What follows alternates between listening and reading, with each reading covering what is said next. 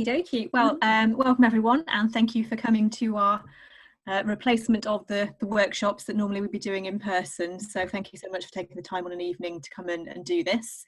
It's the first time we've done it this way, so forgive any mistakes or sort of hiccups that happen.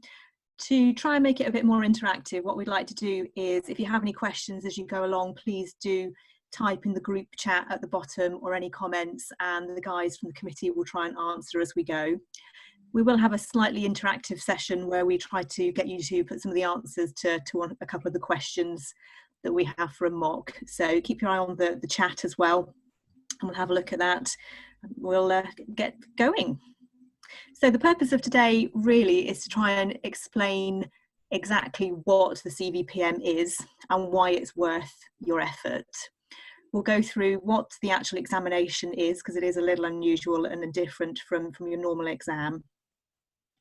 And it gives you the chance to meet some of the committee that are here today. So what I'll do now, if we've managed to do this with the power of technology, is we'll just do some brief intros and the guys we've got here. So my name's George. I've been on the C&T committee for, I want to say 4 years, I think. And I did my CVPM in 2013. My background is that I was a veterinary nurse, then a practice manager, then a business support manager, and now an operations manager for IBC. So sort of worked my way through various different roles in management. And I'll pass you on to the next person. Who have we got? Kerry? Who's muted? I'm muted. Hi there, I'm Kerry Scarlett. I'm a practice manager in Witney, Oxfordshire. We joined IVC recently, so I've got experience in an independent practice and now a corporate. I took my CVPM back in 2005, so quite a long time ago, but I've since done other business qualifications prior to that.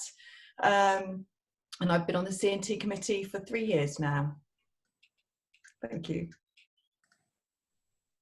Matt, I think you're next, or you're next in my column that I can see. Yeah, Matthew Horrobin. I work for Vet Partners. I'm a business support manager. I used to work for Woodcroft Veterinary Group in Stockport. I passed my CVPM in 2015, so I've been enjoying the benefits for the last 5 years. And this is my second year on the committee. And I've got an interest in accounts and finance and that kind of thing. Okay, who else? And we've got Louise. Hi, I'm Louise. I am practice manager at independent veterinary practice in Winslow, Buckinghamshire. I've been, I think I set my CVPM 2012, and I've been on the C&T committee for 6 years. Can't recommend the CVPM more highly. Welcome, everybody.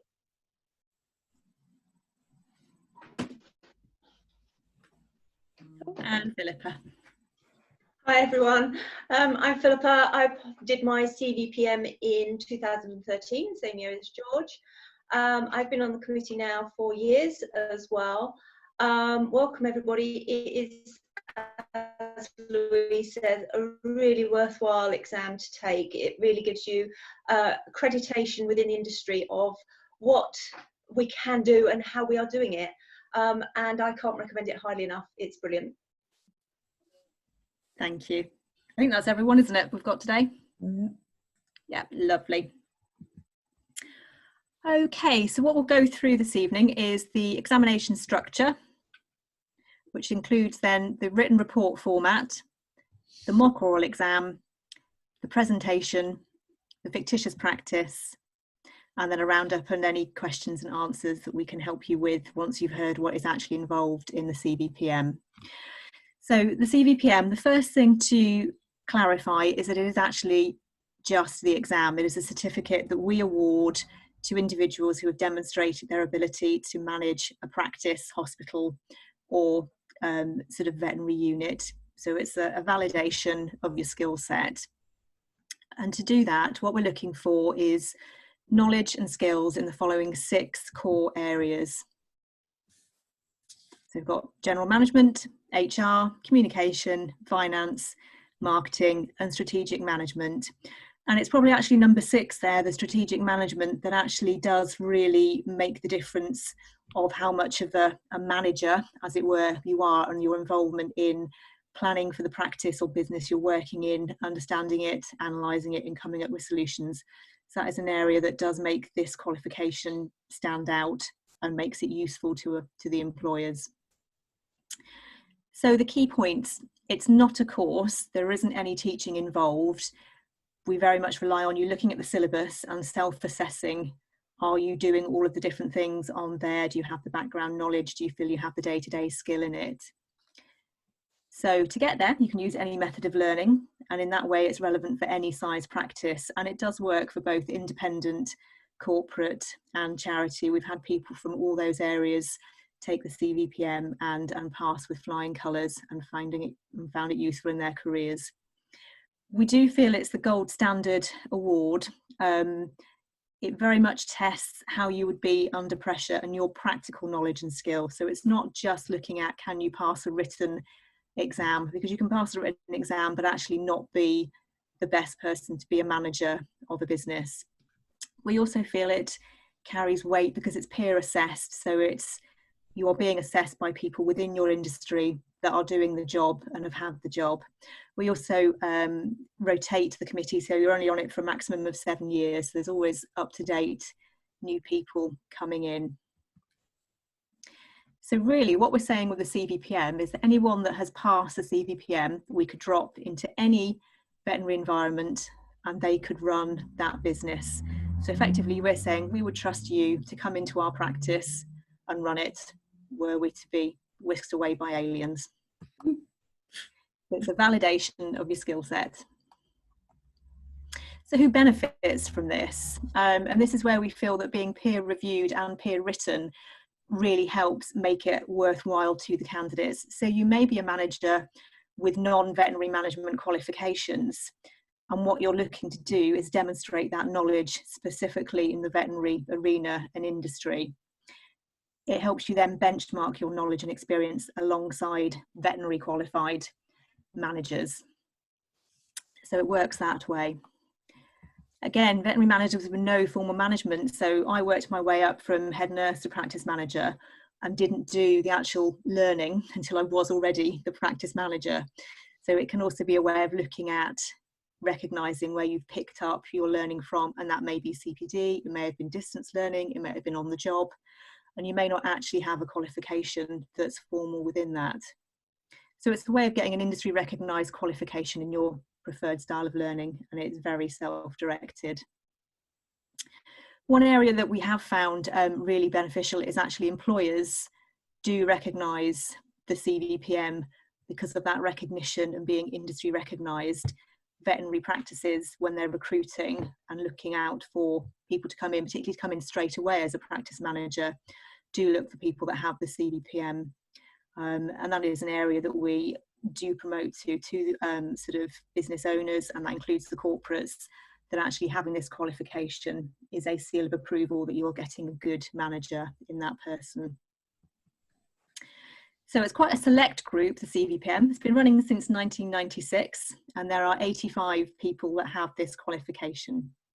So it's we can have a party. When we hit 100, we're going to have a big celebration. So this year, the exam, all things being well, will be on the 13th of November. So unlucky date possibly, but it's a way off yet. So you've got plenty of time to think about it and prepare for it. So let's actually have a look at what the exam involves. So we can break it down into the 4 different areas. There's the written report that you submit as part of your application to the exam. Then we have the oral scenario questions that are very operational based and sort of in the moment thinking. Presentation and professional discussion, and a fictitious practice. So we'll start with the written report. So this is very much about you and what you do. So it's a 3,000 word report. The title is How I've Used My Knowledge to Benefit the Veterinary Environment in Which I Work. And what we're looking for in this report is that after looking at the syllabus, you demonstrate to us what it is you do and how you actually use the different skills in the syllabus in your day-to-day work. People do it in different ways. We have had people write the report just using the syllabus headings as sort of subtitles and actually talking about what they do that uses those skills. Or we've had the approach of taking a project and then talking about it and how those different skills apply through. It may have been something like having an extension built for the practice, or putting the practice through the Practice Standards Award, or you may just want to talk about your day-to-day work and how you look after the practice using those subheadings.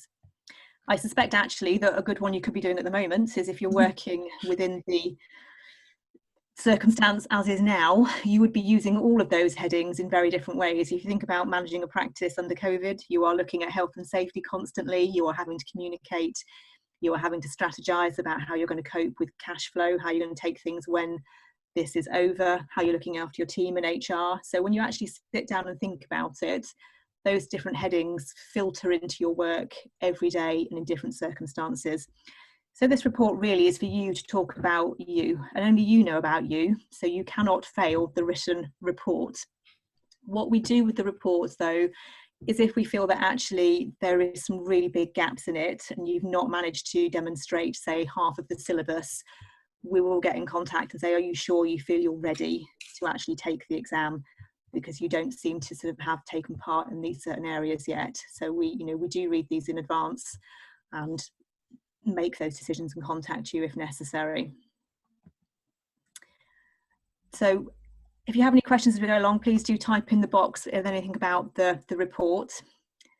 Now we'll now look at the oral examination, which is for some people I think the scariest bit of the exam and also the most unusual. So this section is designed to test your response under pressure, how quickly you can think on your feet and pull something together. This is that moment when you're sat in your office and someone runs in and gives you a, oh my God, this has happened. What are we going to do? This is what we're looking for here. So you have 30 minutes to answer 10 scenario-based questions. Now, the unusual thing with this is that we don't actually speak to you at this point. So you will sit down, read the instructions, and once you start, you'll read the questions and then give your answer and work your way through the 10 questions.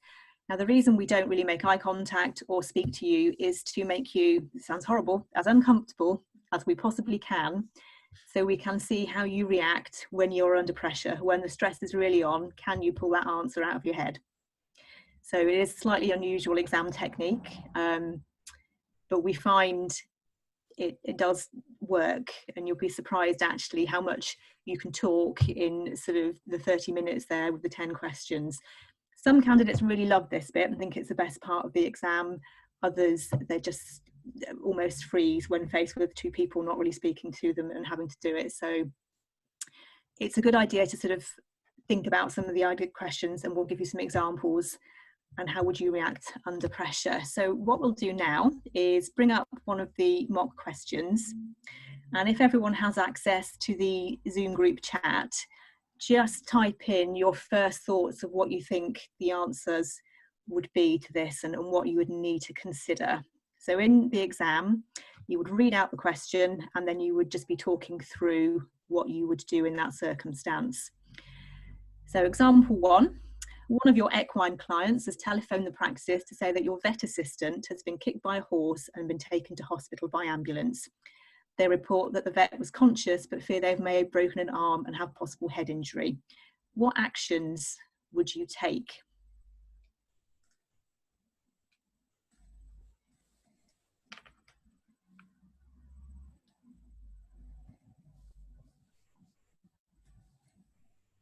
What areas do you need to consider?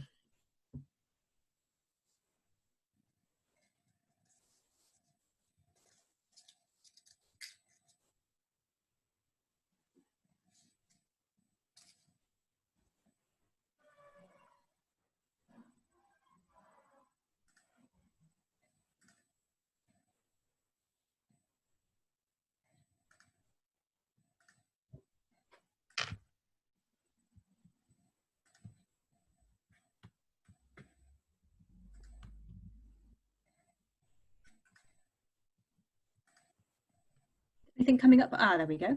Perfect.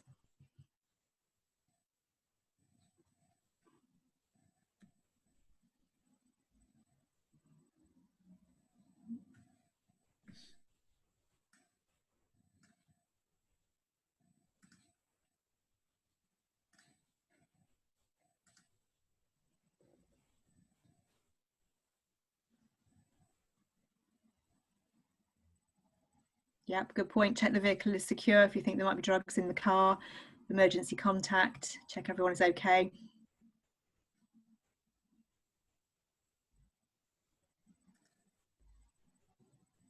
Yeah, what needs to happen with the visit?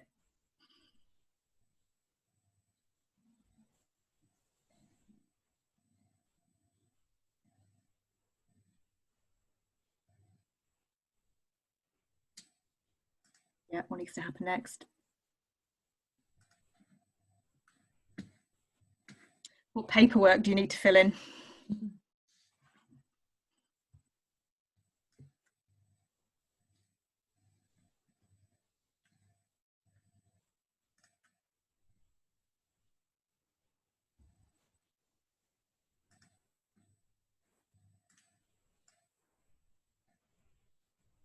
Yeah.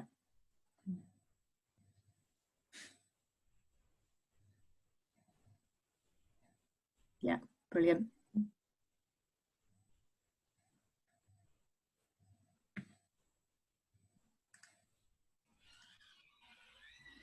Okay, so you can see lots of ideas coming through there. So that's all the kind of things we'd be looking for you to talk through in the exam as to what you would do.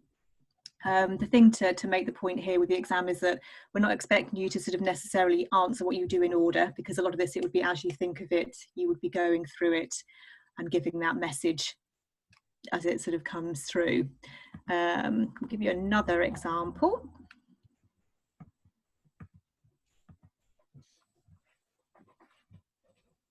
So we'll go more for a small animal leaning on this one. Your receptionist has just been informed by one of the nurses that a dog that was booked in for neutering has escaped from the surgery and run off down the street. She's gone running after it, and her parting words were, "I'll get it if I can. Can you sort something?" What actions would you take? And scarily, these are all things that have happened in real life. Oh, yes. This one. A cat rather than a dog, but yeah. Oh, that's worse. Harder to catch. Sorry? Cats are harder to catch. They are little buggers, but yeah, no, it was a transfer between branches. Cat in cat basket in the back of a car. Cat had managed to get out of basket in the back of the car, so as soon as somebody opened the boot, thankfully we did manage to get hold of it before anything happened, but oh. Yeah.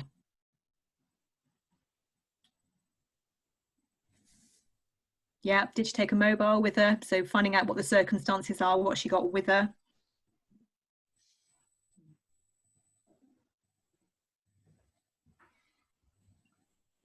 Yeah, send someone in a vehicle.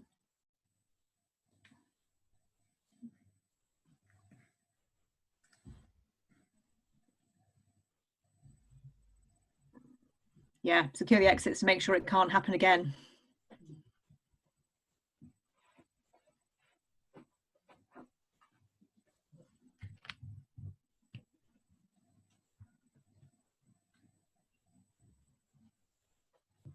Yeah, contact the owner.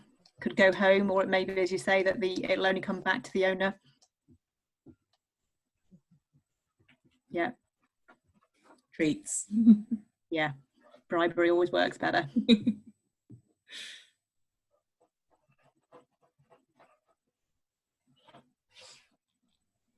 Yeah, good idea. Contact local practices.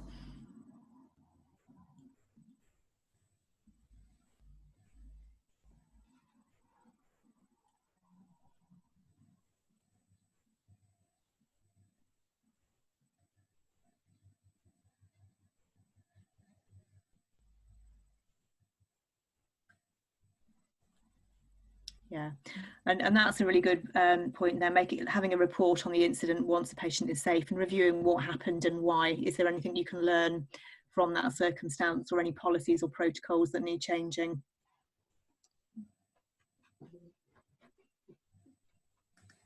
What might you do if you can't find it on the day?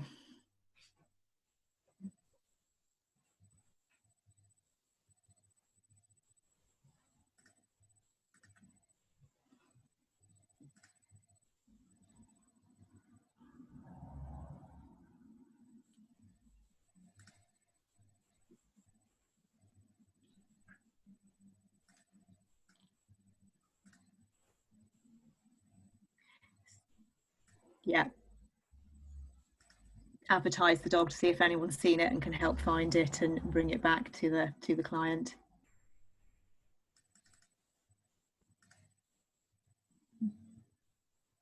Yeah, microchip. Yeah.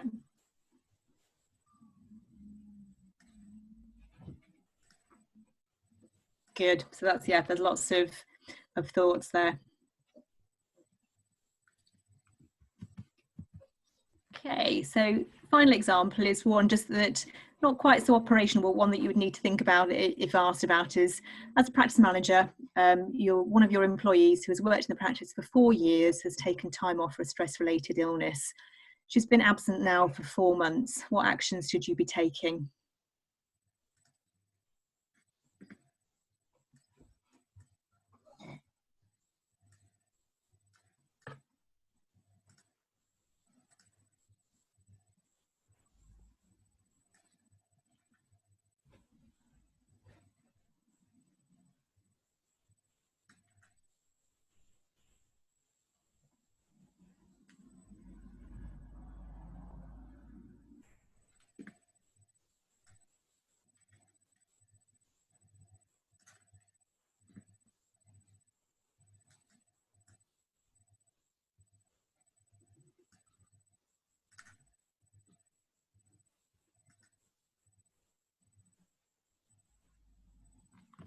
Yeah, regular contact. Is there anything we can do?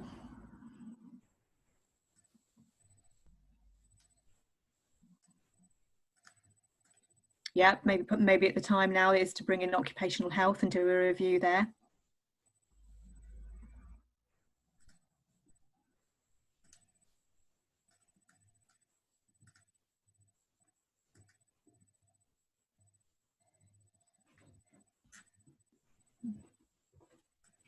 Yeah, stage return, and within that, yeah, are you altering any shift patterns or anything there?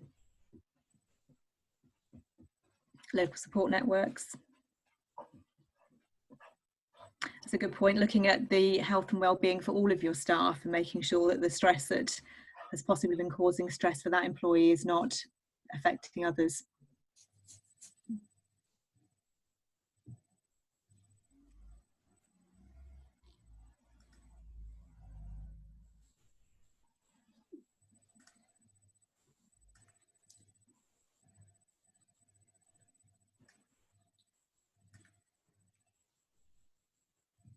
Okay, so that's sort of, yeah, do your policies need changing? Yes, very good one. Accurate records of all contact. Very important to be able to demonstrate what support you provided and where you're up to with that.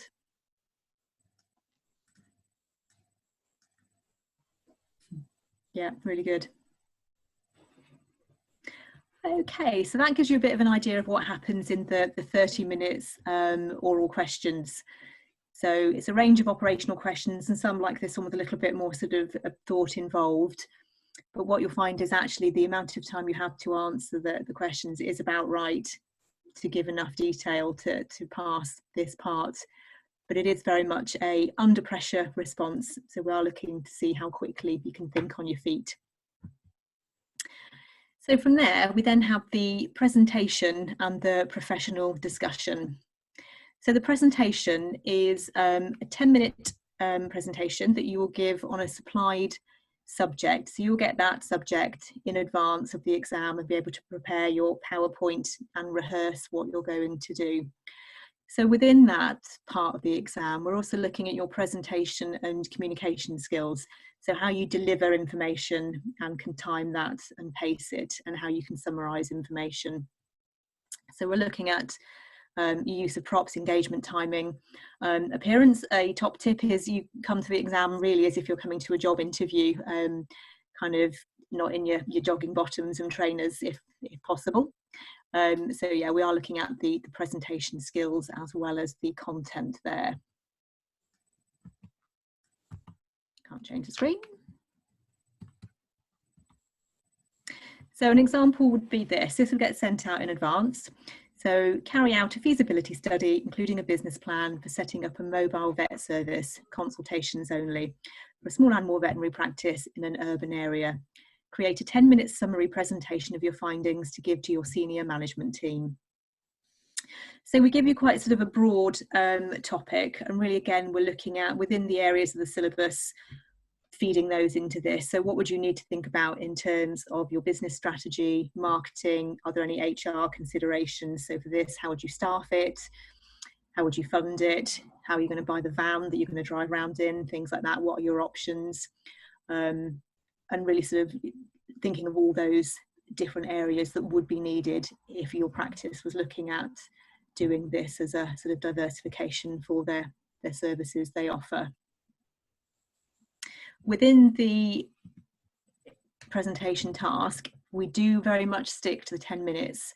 So if the 10-minute timer goes off and you haven't finished, we do stop you. So timing is important with this. It's good if you can get your entire presentation in. We don't ask you questions about it. So we don't suddenly say at the end of this, okay, so which van were you going to buy and what stickers were you going to put on the outside and how often were you going to consult? So this is very much about how you pull information together and then how you present it and communicate it to your senior management team when you're trying to sort of present your findings. So communication skills, presentation skills and timing within this are important, but we won't quiz you on the fine detail of it. So following on from that is the professional discussion. And this is for 15 minutes. And within this, what you will get asked are bespoke questions based on your report that you submitted back in August. So my top tip here is before you come into the exam, reread your report so you remember what you wrote, because we're going to be asking you about it.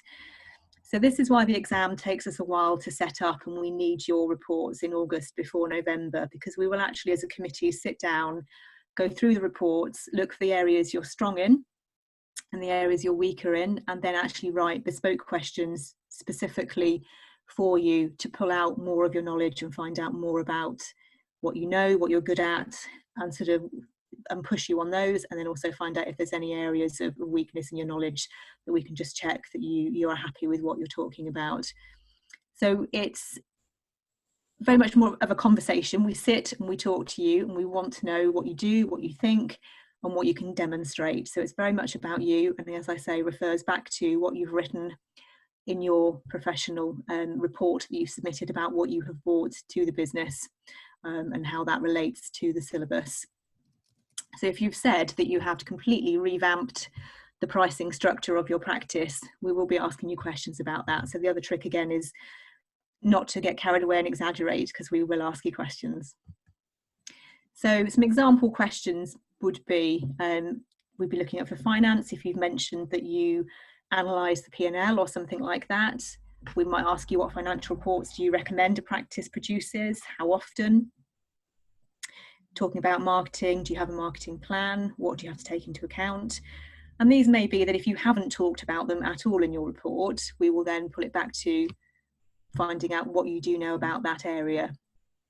You may have mentioned preparation for practice standards, and we may ask, how were you involved in that? What did you do? And what tips would you give to other practices about to go through this? So it's very much about what you have done in that report.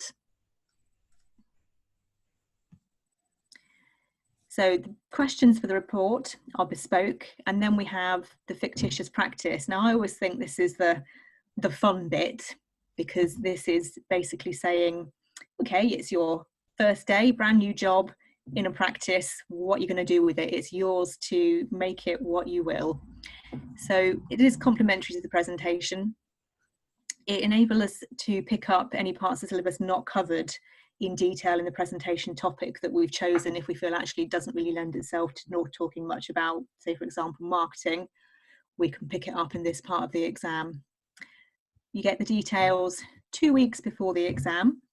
So you'll have a summary of the business structure and the background. You get the financial accounts and KPIs.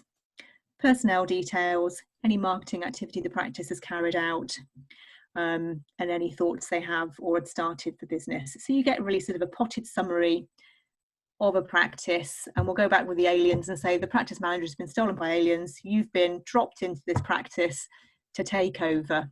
What would you want to know? What do you need to find out? What will you do with the practice? So you have all the information in advance, and we have quite a lot of fun writing the fictitious practice and coming up with very relevant, up-to-date scenarios and issues that are going on. So I think we could have fun this year tweaking the fictitious practice to allow for the fact that there has been some very strange things going on recently. Because you have in advance, you have plenty of time to look at it, go through it and think about it. And so for this part of the exam, you can bring in pre-written notes on the printed side of on the non-printed side of the fictitious practice information. So basically what I'm trying to say here is you can bring in an A4 sheet of handwritten notes that you have made thinking about the practice. So you may have wanted to do a SWOT analysis of the practice. You may have thought about what areas would you think about for a marketing plan. You may have thought, what areas actually do I want more information on? I want to drill into when they last did a price increase. I want to know what they're spending on drugs as a percentage. So you have all this in advance, and you can drill into it, look at it, think about what questions you would have. Now, if finance isn't your strongest point, which sometimes we find some managers don't actually have access to the accounts, depending on the setup of their practice, you can take the P&L and the balance sheet that you'll be given to someone that knows what they're talking about and get them to go through it with you. Because in real life, if you started in that practice and you were looking at the figures and thinking, goodness, I don't know what to do next, you would get someone to explain them to you. So there is no issue with you having someone help you understand those financial sheets, because then when you're in the exam, we will ask you about them and you will then be able to demonstrate your understanding. But how you get to that understanding is real life. If you need some help to do that, you can do that. There will be little blank boxes on the financial sheets so that you can sort of work out some ratios and percentages and fill them in there. And then what we ask at the end of this section is that you leave the written notes that you've done and your financial sheets showing your workings with us, so that we can see your thought process and what you've actually done there. So this bit is 30 minutes of the questions, and they're all about the fictional practice. And with this part, it does allow us to standardise the questions so that all candidates are getting asked about the same practice, the same questions, so we can then benchmark and look at that. So you have your bespoke questions for your report, and then the standard questions for the fictitious practice. Now, depending on the answers you're giving and things, there may be areas we think, well, that's really interesting. We might again push for a little bit harder and keep asking questions. So if you get to a point where you think, my God, these questions are getting really hard, this is getting really difficult, that means you're doing well and we're pushing you, and we want to know how far we can take it with you to find out what you know. So the fictitious practice, I think, is actually the fun part of the exam, because you can really give it some thought as to what you would like to do with that practice if you were let free with it. So some example questions. It might be that we're looking at the accounts and we are asking you to think about the stock value and the comparison between the 2 years. What's happened there? More stock, less stock? What's the value? What is going on there? Strategic management. Have you carried out a SWOT? What were your findings? Talk us through what you think the opportunities for that practice are. What are the gaps? Human resources is always a fun bit. There'll always be a pregnancy or a grievance, or there'll be something in there that's a good meaty HR issue that we will put in that you can have a think about as to how you would handle it. And marketing, sort of assessing the marketing needs there for the practice. What would you plan to do? How would you assess the marketing they're already doing being effective, and so forth? So sort of very in-depth questions is what we try to go through here, to really find out what you've thought about and what your plans would be. And effectively it is asking that question of, would we drop you into any practice and ask you to run it? So the results. So to pass the exam, we need the candidates to meet the criteria for all of the areas of the syllabus. So you have to demonstrate sufficient knowledge in all 6 areas. Unfortunately, what we need to be able to say, because this is a peer review of those 6 core areas, you could ace 5, but if you completely fail 1, we don't feel it's appropriate to actually say that you could go in and run a practice on your own and be sort of set free that way. If there are any concerns over whether we think a question or an answer to that question is a pass or a fail, or it's borderline, we will re-listen to that part of the exam. So all of the exam is recorded, so that any areas we think actually we're not sure about that, all of us will sit and listen to it and remark that question. So it is quite an involved day with the exam. We do literally go through sort of counter checking everything and making sure we're happy with the decisions and the results there.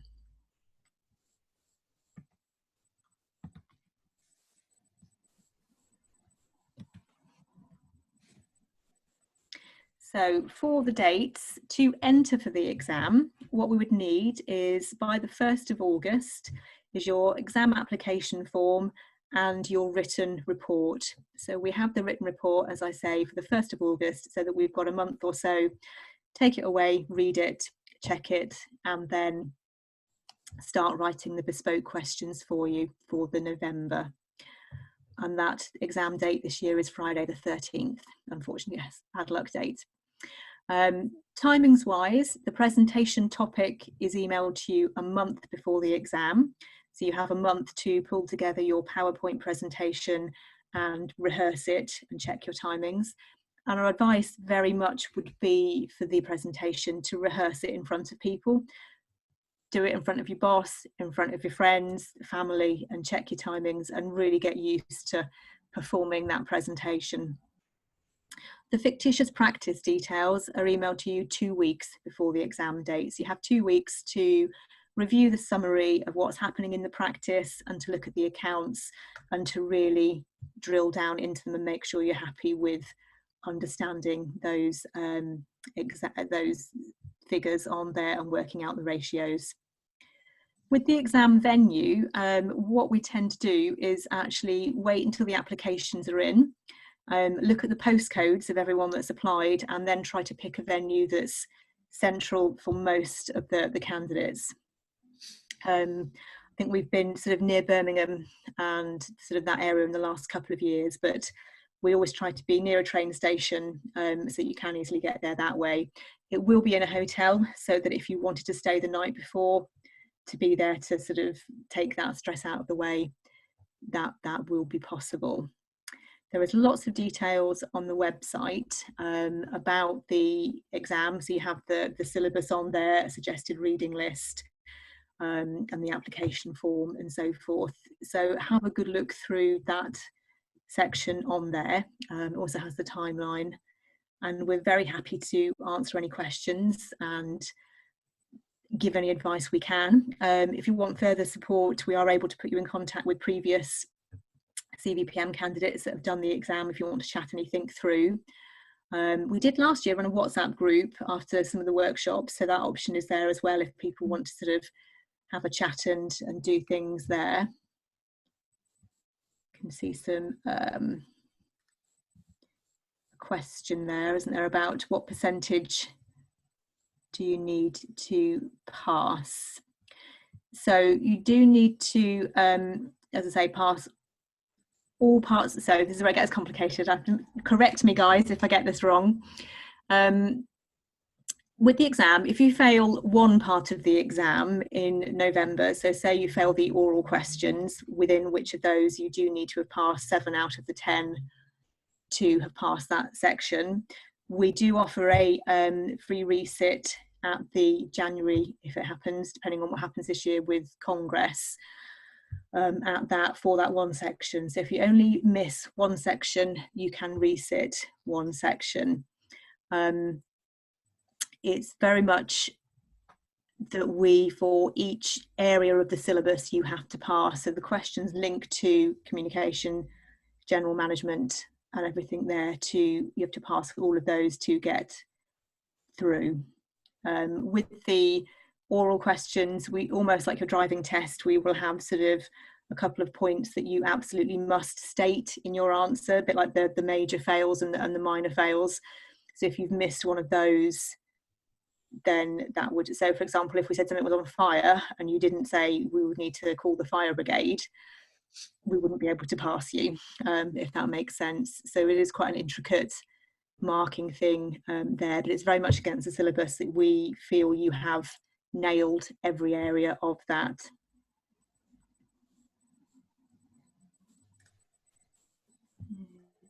Okay, any more questions? Feel free to type them, or if anyone wants to unmute and ask that too, I think is possible. Hannah, is that right?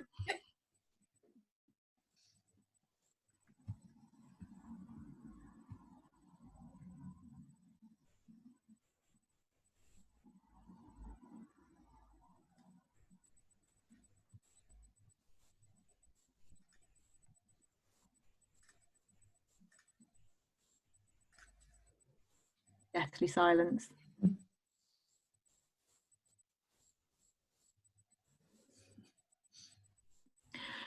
So Hannah, you might be best to answer that one as to, yes, because we are looking at doing summers online, aren't we? Yeah, the short answer is yes.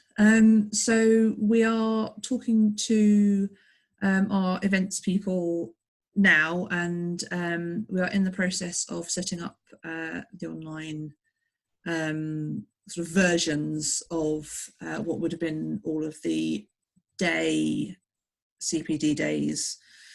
So that's all of the wellbeing days, the wellbeing in practice days that we run in conjunction with Mind Matters, the couple of days that we had coming up this month and next, so, and also our digital day. We'll go digital, funnily enough. So that was going to be an in-person day in Coventry, so that's now going to be online. So yes, they're progressing into management series, will be online. What else have we got? We've got a finance going to be online in September, was it, I think? Which one? Finance one. I think Mark Hazelwoods is doing. Yes, the profitable practice is now be online. But yes, we haven't quite that, so that's for everything that's currently scheduled for up to as far as the end of June. We've now confirmed that they will be going online. Anything from July onwards is still slightly up for debate, just because we don't know at the moment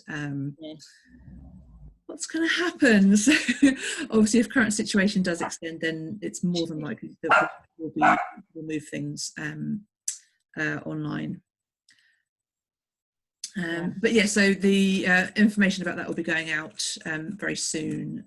So just keep an eye on all our social media and your usual comms from VMG, or drop us a message if you want specific details. Some questions there about sort of the validation of the course. So currently the CVPM is awarded by the VMG, so it's not accredited by an educational body. It is literally VMG accredited, so it doesn't have any educational points attached to it. Now, what we have been investigating is whether we could actually turn the CVPM into a course that would be accredited, and that's potentially what we'll be looking at launching possibly next year if we can.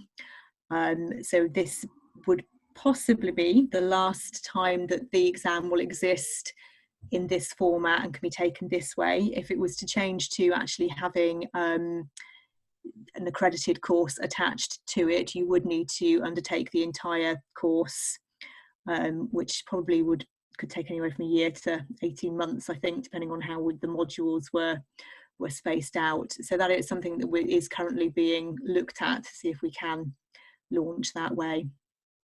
With regards to Ireland, we have Irish members of VMG, so if they've heard of VMG, I am guessing that the recognition of the organisation would have some clout, as it were, there. But currently, yes, the CVPM is awarded by the VMG. It's not an accredited thing that would carry any points onto another educational scheme, but possibly next year, possibly.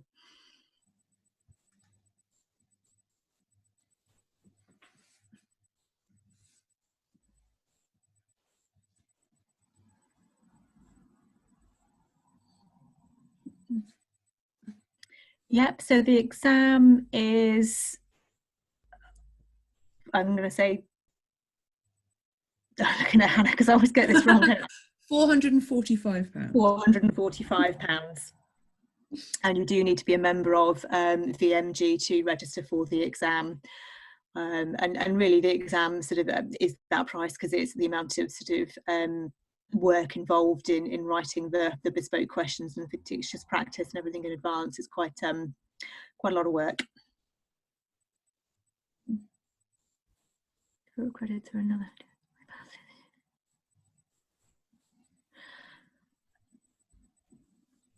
Oh, that's a good question. Hannah, I wonder if the OSCE part, if we did make it that, would that carry across that didn't have to be done if someone did it this year and then did some of the modules if it happens next year?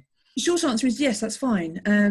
Because the plan is, like I say, to set up this, we've got the review in process at the moment for modular structure. So if you've already done ILM accredited modules somewhere else, they could absolutely be transferred in, as long as the module combinations fit with the ILM's rules, which is slightly taxing, but it works, then that's fine. So we wouldn't expect you to have to cover the same ground again. The advantage of the new setup will be its flexibility. So if you're bringing in things from, say, you've done some modules in a different sector, or you're coming into this from somewhere else, then you can transfer those over. Obviously, you'll still have to demonstrate your veterinary practice relevance to get the final certification, but we wouldn't expect you to recover exactly the same ground if you've already done it.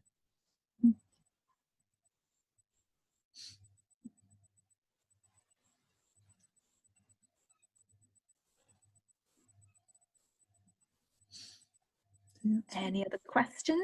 Yeah, and as Louise has put there, the results come out the next day. So we stay at the hotel until we finish marking, and that can be anywhere from 6 hours to 4 hours.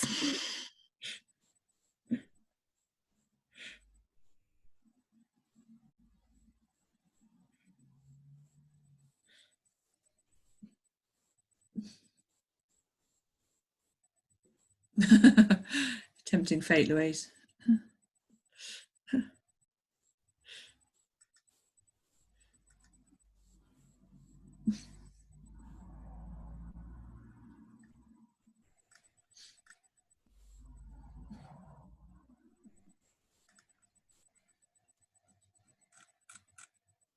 I think, as we all said at the beginning, actually, we would all recommend doing it, and probably for very similar reasons, in that for me, getting the CVPM kind of validated that, yes, I was the right person to be being the practice manager, and it was all right for me to make decisions. And sometimes, you know, having to have that difficult conversation with the referral vet who has been a bit of a muppet, I felt like I had the support of having passed that exam, that it was the right thing to do and I could do it.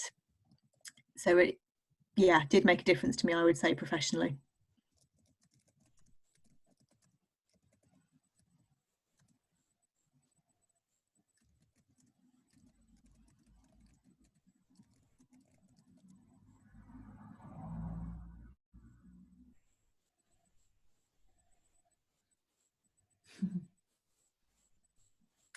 And perhaps one way to approach it with looking at, is this the right time for you to do it, is if you looked through the syllabus, do you feel that actually I already do all of these things, I understand why I do them and how I do them, so actually doing just the exam is validating the learning you've been through whichever route over however long, whereas next year actually will probably also be attracted to people that are just starting into management, because there'll be actual teaching, if that makes sense, involved, whereas currently this year we aren't doing any teaching. It's very much, if you're already doing all of this and you would like the validation and recognition, then this would be the exam to do.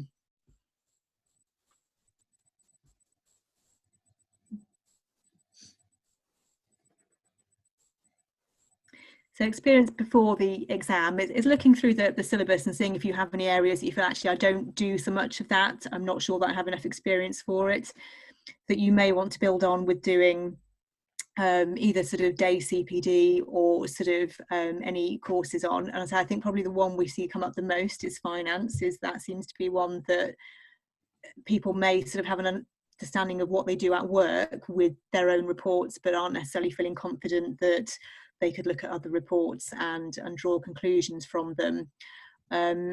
We very much work in a similar way in what we look at in the syllabus to the ILM, so the Institute of Leadership and Management level 5 course. So looking through that syllabus as well would link into what we're looking for here.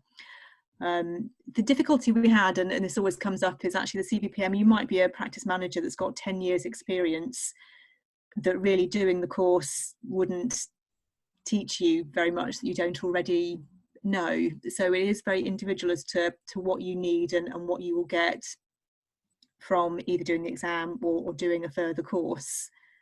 It's very much going back to the syllabus and looking at, are there areas I don't feel that I'm as strong in as others, and then assessing that.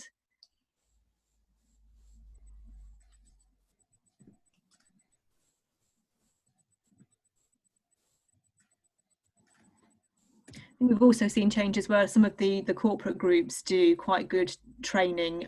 So some people will have actually picked up quite a bit of experience from doing their internal training that they may receive from the group they're part of.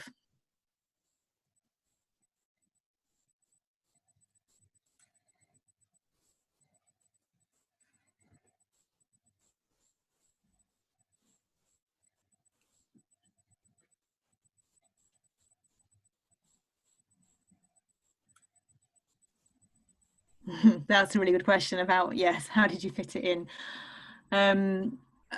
I did the ILM before I did my CVPM, because back then I think we had to do the ILM to take it. It did use up a lot of my weekends to do the reports for the ILM when I did that. So I think it is about time management, but I think you do have to sacrifice probably some of your free time to fit it in. Would everyone else agree, or am I just me that was obsessive at weekends? I officially had I think it was half a day off every 2 weeks while I was doing my studying. I didn't. Yeah. So weekends. Yeah, it is a big undertaking. If you're going to do a course, I think, yeah, you need to think about it. Most of them take a year. It's, have I got the time to do that at the moment? Now that's a good idea, work experience with other practice managers. Yeah. The other thing with that is, if you're a VMG member, we've got the VMG closed Facebook group. So that's a good way of networking initially with other practice managers from different areas, and probably finding a link that, yeah, there's one that you could perhaps go and spend a morning with or go for a coffee with and have a chat. I think that would be a really good idea. Definitely, yeah. I will absolutely try and get that done. Yeah. Top plan.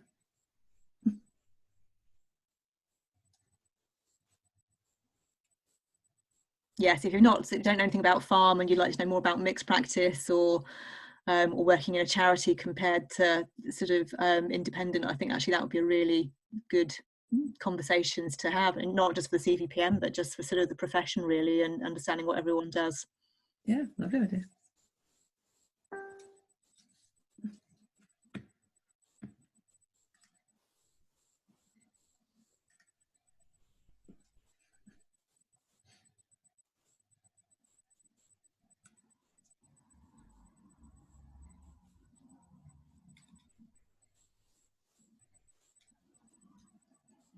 Hannah, how do we go about setting up the WhatsApp? Do you need anything from anyone? Yeah, well, I've obviously got everybody's contact details. I'll just drop you a message because obviously WhatsApp works on mobile numbers rather than email addresses. So I will send a message around, and then whoever's happy to share their number, I will add to a group. Excellent. I'm sure Sarah Lewis again would probably be happy to join as a CVPM holder. Yes, that as was an alumna. yeah, there'll probably be a couple of guys from the last couple of years that would be keen to Yes, help there. And as I said, the PNG Facebook group is getting really good definitely questions in it at the minute.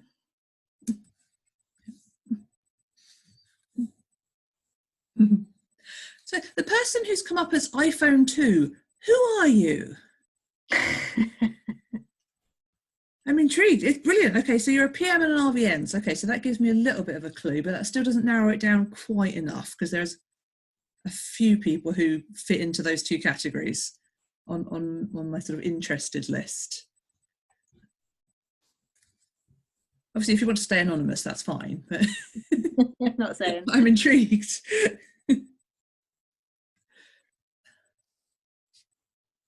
So I've got, okay, so, oh, you're Rosie. Hello, Rosie. Right, so Rosie is small animal. Nikki is small animal. Lucinda, where are you?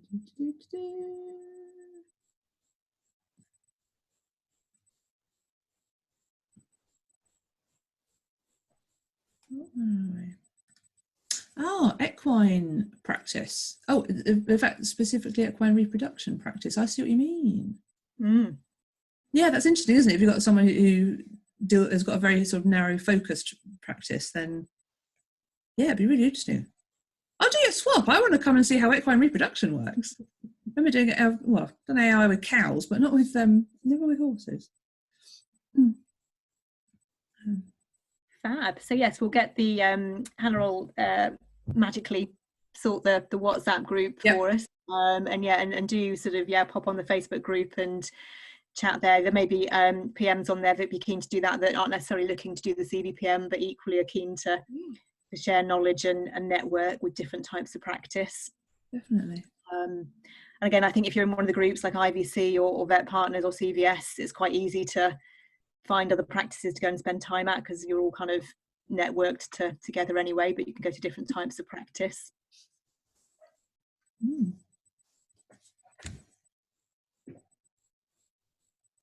going to come and see the horses.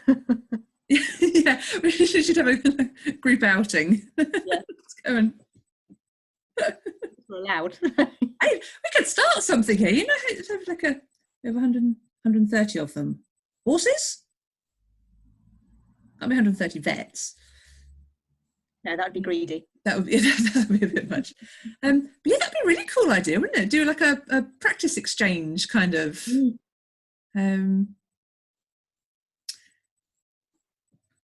Yeah, for people to see different. Yeah, it'd be exotics. You could do farm. You could, charity as well. Not only charity. Yeah. Hey, we might be starting something here. Practice, I think, in Cheshire that solely does birds. Really? That's unusual. Very niche. But... yeah. Okay. Any other questions, or does everyone want to go and have a gin and tonic?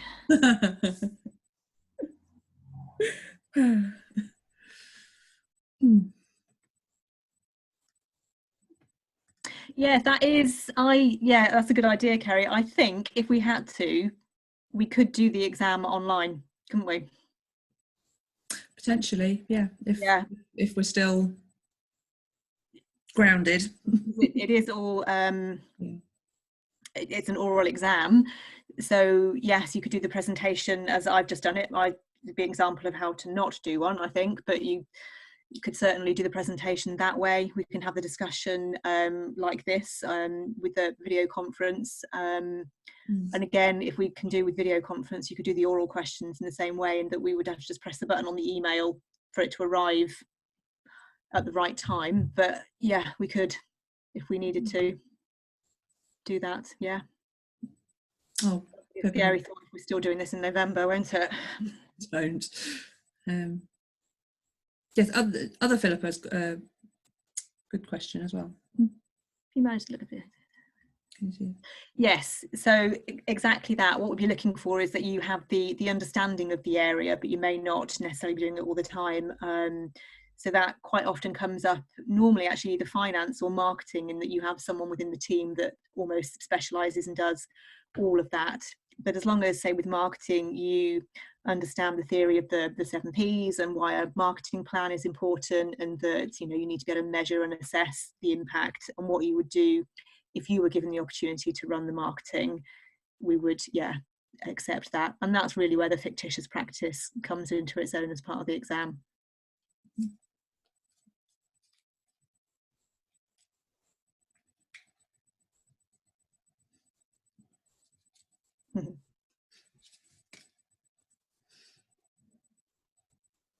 Yeah, but you do. That bit does get everyone, yeah. It does, because you instantly go, yeah, but then no, your brain does kick in and go, no, if that did happen, generally what would I do? And yeah, then you can go with it. yeah. Cool. Excellent. Well, thank you so much, everyone, for taking time out in the evening to sort of take part, and for your feedback and giving us the questions there. It's actually, I think, worked pretty well, and yeah, giving everyone an opportunity to ask questions, and we'll continue that with the WhatsApp group and Facebook group and things, and really hope that some of you are keen to do the exam this year, and if not, there'll hopefully be more information next year if we can get it into a modular accredited course rather than purely an exam. Fingers crossed. That's the plan. All right. We have recorded this session as well, so it'll be put up if anybody wants to catch up on anything, or if anybody who couldn't join us tonight. Yeah. We'll be in touch. Thank you very much. Right. Thanks, guys.